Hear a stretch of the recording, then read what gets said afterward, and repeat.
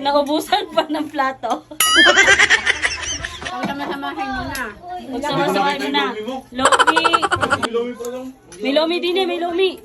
Si Edna. Nasa si Onag? Guys, yan ang order kay Ate Edna Lopez. Ang tiyahe ni Lee. Nasa Onag? Titikman na po ni call center kung anong lasa. Sarap sure. Sure nga, ate mo. Dami toppings oh. Lapot na lapot eh. Parang si call center. Pagdating ni Pangit, sino daw may birthday? Sabi, may 14 pa. May 14 nga pala yan eh. Oh, call center, anong lasa? Good. Guys, sa mga gustong mag-order ng mga lomi, spaghetti, palabok, kay Edna Lopez, pansit. Kay Edna Lopez lang po kayo mag-contact. Sino daw may birthday? Hindi. Hindi alam isa-isel.